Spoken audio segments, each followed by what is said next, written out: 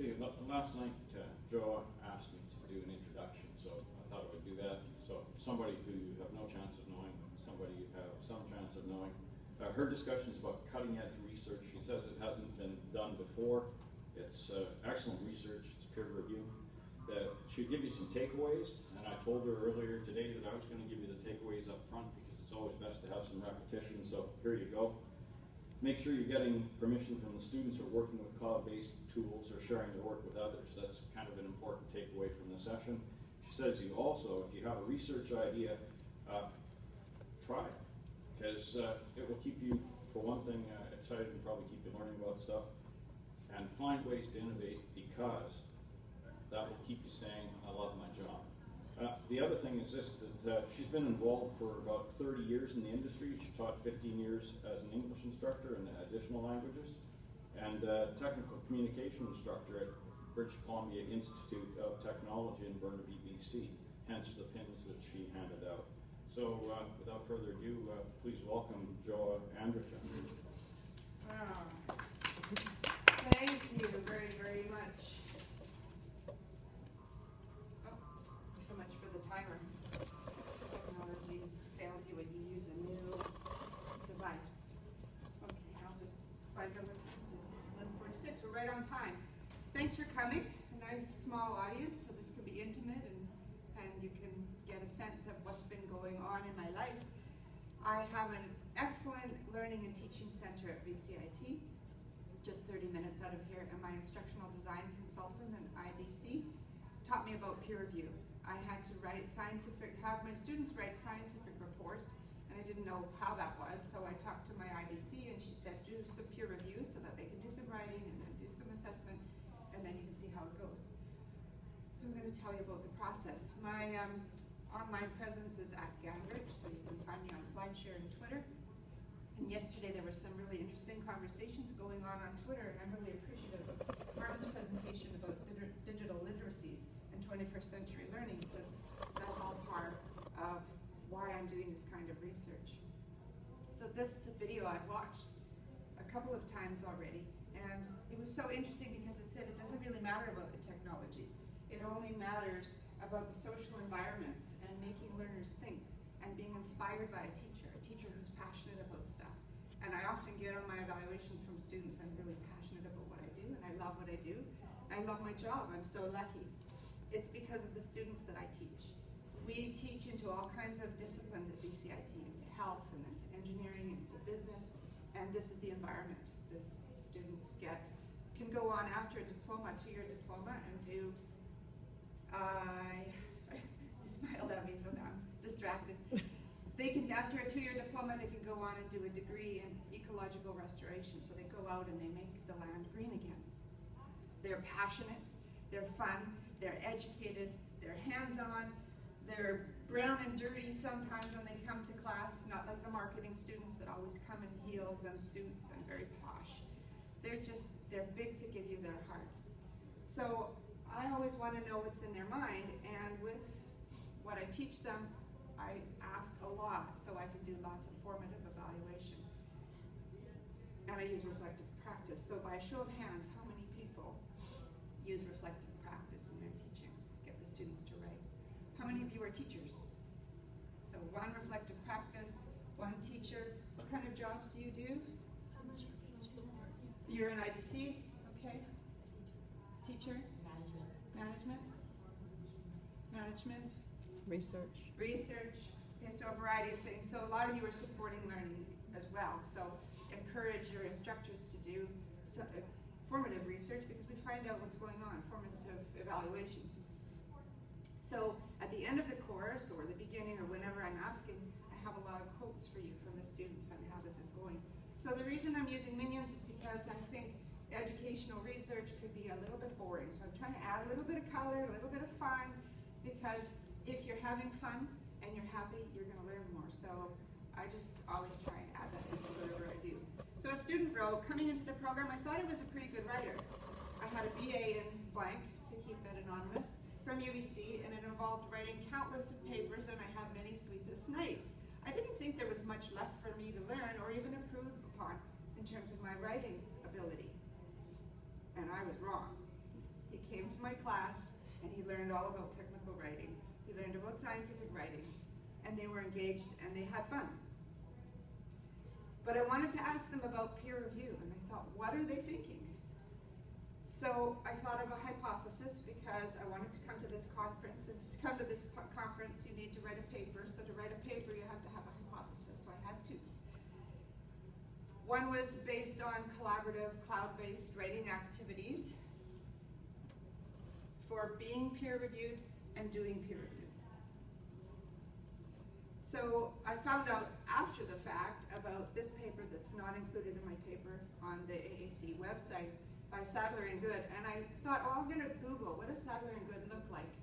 This is actually a NASCAR racer named Mr. Sadler, and he got in a Disney movie, so he's just kind of fun addition to the yellow, bright theme. He has nothing to do with the project, just to make you smile. So Sadler and Good found that if students are doing peer review, they are doing better in their test results.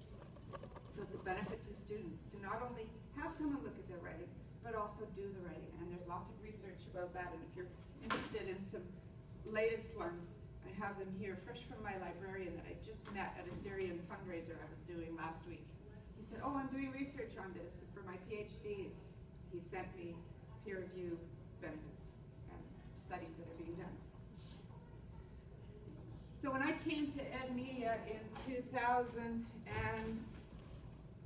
in Hawaii, we had this nice bag back then, and I still use it. They're very good. And then in 2000, oh, that was different time of the year. That was EdLib in the fall because it was Hawaii. I really wanted to go. And then in 2010, we were in Toronto. So I've been going. This is my 6th conference and 2nd presentation in 8 years. I love EdMedia, and they just interviewed me and asked me, what do you love? I love that I'm connecting with people from around the world. I'm glad that I'm part of these digital literacy innovations that are happening, and that I can share them with you and then learn whatever's going on as well. So at that first conference, there was the Horizon Report that came out in 2009 that I had never heard of before. How many people have heard of the Horizon Report? 1, 2. Okay, so if you Google Horizon Report and go to YouTube, it'll give you a summary for the year about trends and innovations in technical adoption in higher education. It's a great report, and the 4-minute video is even better, so just Google it, YouTube. So I wanted to know what's going on, what are trends, what's happening, because of issues that Martin has talked about 21st century learning and how are we going to build and incorporate technology into our teaching, and how are we going to make a difference. My second research question was about plagiarism, because in British Columbia we have this international education strategy where we're bringing in 20% of international students into our higher education facilities. So it doesn't address the ripple effect of what's going on. What do we do when we have 20% of our classes that are non-native speaking? And somehow they've circumvented going through the language requirement, and they come in and they don't have the language ready to succeed. So hearts are breaking all over campus because these are lovely people. They're usually educated and have degrees already, and people make good connections with them socially, but they're in the classes and they're doing poorly and they're failing, and everybody feels bad for them. So my thought is, how do I help them get help? So if I'm not a good writer, my English skills are not strong, I'm going to ask a peer to help me. So I need to learn out how to ask for help, and if I'm going to be the person who's helping, I need to know how to give help. So I've got some takeaways for you today that you can maybe use as references for things that you're doing and supporting. The third item that is sort of the crux of this presentation is Learning in the Clouds by Mark Warschauer. And I came across him 30 years ago when I was teaching English as an additional language. And he was the cutting edge researcher at the time. He had a website when computers were just opening called Papyrus News. And I started research for this project. And who do I come across but Mark Warschauer? So I found him on Twitter because I wanted to contact him, because I thought I haven't talked to you for at least 25 years. And on Twitter, all his friends were all the friends that I've made in Twitter from AACE, and I thought, what a small world. And he's got a book on how to do this. How do we incorporate digital literacy changes into our regular pedagogies of tried and true practice? So to do my study, I had to ask the students some questions. I wanted to ask before and afters to see what their perspective had changed, if they agree more now or if they don't. And then I did the study, but I needed approval, so I had to do an ethics course through the Canadian government, and it took 12 weeks to get ethics approval, and since I started in January of just this year, I didn't get approval until the last day of class, so I didn't know what was going to happen. I do peer review anyways, and I just started, and the process was so slow. I said to the students, you're going to be peer reviewing. Whether or not I can use it to make a paper and present, that will be what I'm going to have to find out. So for next year's conference that is in Washington, D.C. or in Greece, every year I go also to the conference in Greece called AACE, International Conference on Information Technology in Education. Fantastic conference. So the survey is available for you at tinyurl.com under cloud-based peer review survey. If you want to take a look at my survey, I tried a Likert scale where I had them strongly agree and disagree. I didn't know that the Likert scale had to exactly be, so I could do mathematical calculations, a proper Likert scale. So because I only had one negative and two positive, I had to join them to be yes and no. And this had no opinion, and another column for whatever you want to comment. So when I approached a mathematician after, she said, you should have just left the comments column, done a proper Likert scale, then we could have done proper analysis. But she still was able to do it because she's a mathematician. And at our college, we always rely on our team to get the skills that you don't have. So if you'd like to take a look at the 7 questions I asked, I'm only going to focus on the results of 3 because only 3 had a major difference.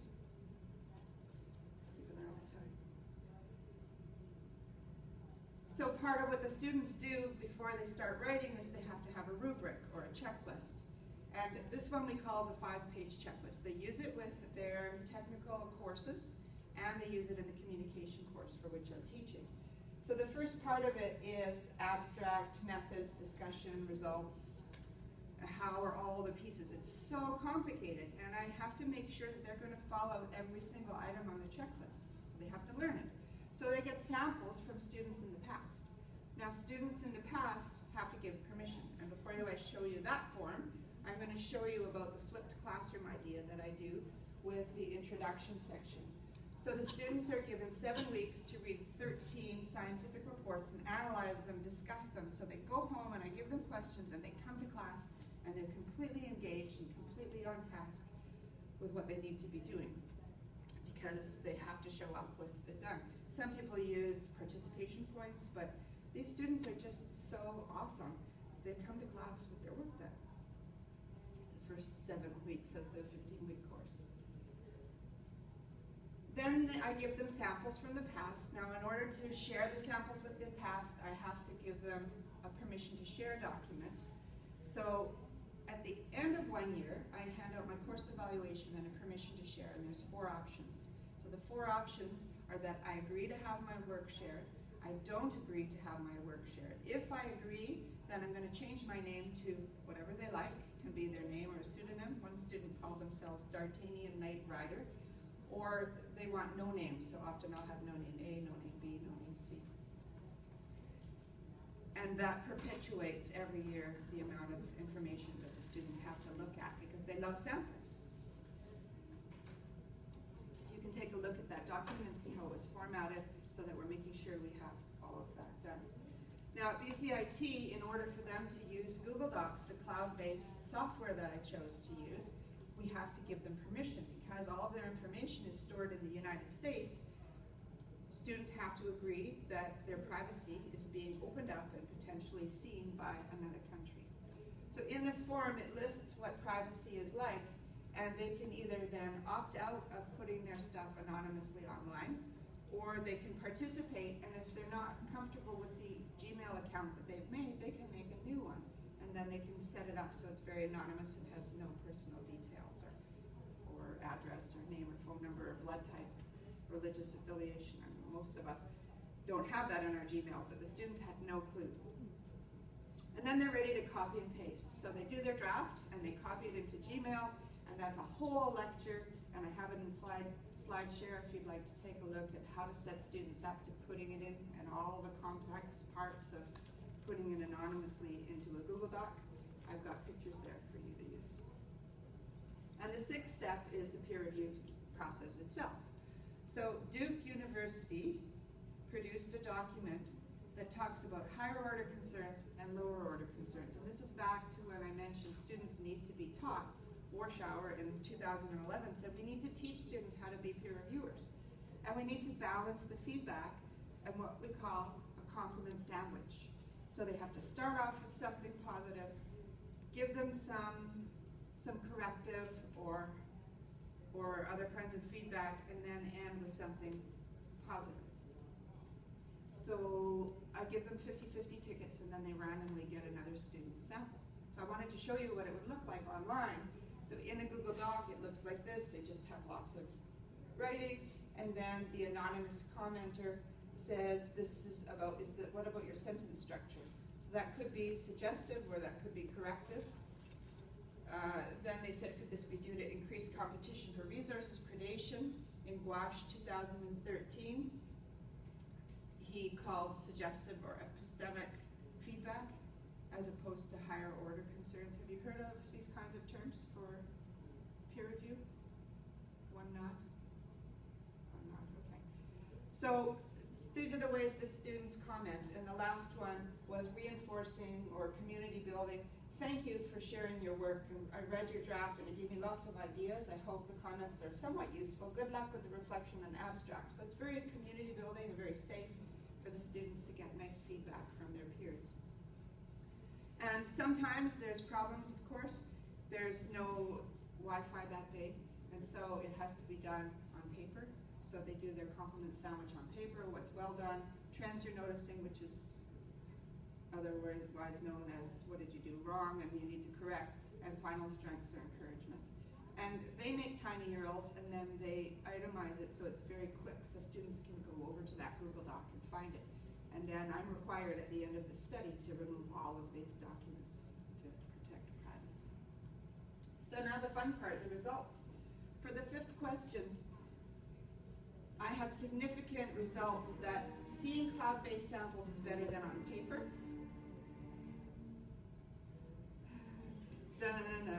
That's very timely, thank you, we planned that.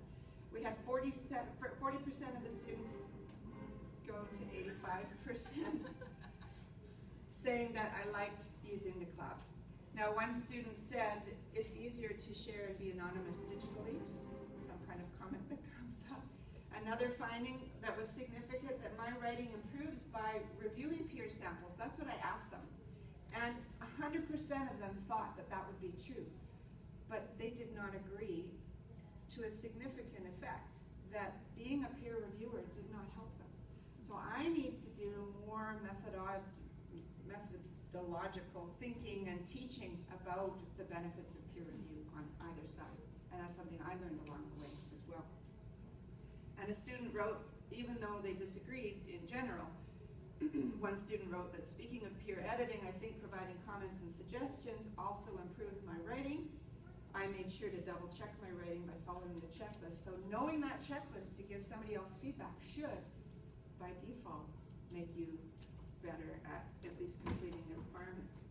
And something that was not significant, but it did change from 28% to 40%, students became more concerned about plagiarism. Because if you're sharing all your work for the same assignment, naturally, if you're a strong writer and then somebody hasn't even done the work, then that's something that could happen. So a student said, depending on who's reviewing or whether or not I think I have a unique perspective, that would make me concerned about plagiarism. So we have to teach. How many people are dealing with issues of plagiarism in their institutions? It's a chronic problem. It's just how it goes. So we're doing so much front loading about that. Our challenges were my ignorance. I just learned so much about not only how to write a scientific paper, but how to do the research, and how that, when I went to university and did my master's degree, they said all you need are 30 students and you can do a study.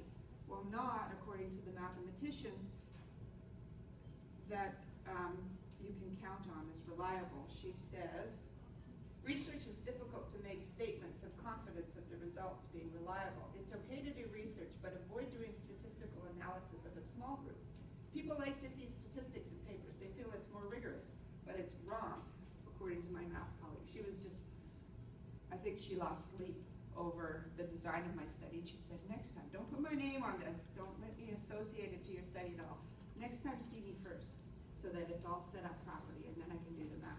But she did do chi-squared permutation tests because of all the kinds of things, and she was able to come up with p-values that I'd seen before in the students' papers, but I'd never actually been involved in my own. Students are busy, so they said falling short in the last week when the amount of due dates piled up and having problems in the past with procrastinating. I had 33 students, 4 students participated on the last 2 class activities. 4, so that's not very anonymous if there's only 4 of us and 2 of us are exchanging papers. So there's all kinds of things we can talk about that. I had a problem with the survey questions. Math really matters. And Google Docs is a really big challenge for being an early adopter of trying how to make digital literacies and technology work. So I think it's very challenging to do these things, and I just do it with a smile on my face. I'm thinking, let's do it fun and be interesting and learn stuff, and don't worry if you've got mistakes along the way. So for the students that I didn't expect, I didn't have any questions about teamwork, which is also collaboration is in 21st century skills when students are working together in social contexts.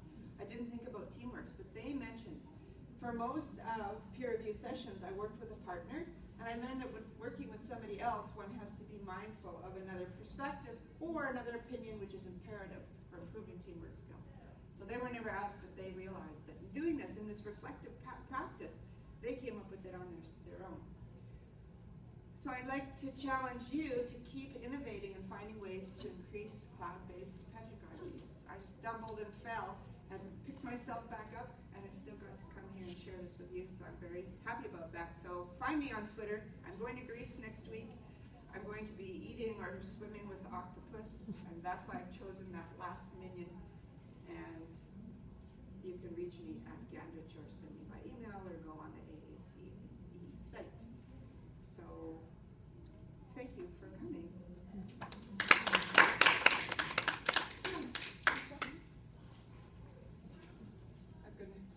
Just gonna finish for me. So we told you this at the beginning, and she wanted you to receive it again at the end. Permission is dominant in this sort of thing, so make sure you get permission from the students when you're using cloud-based or sharing tech tools. The second thing is, if you have a research idea, give it a go.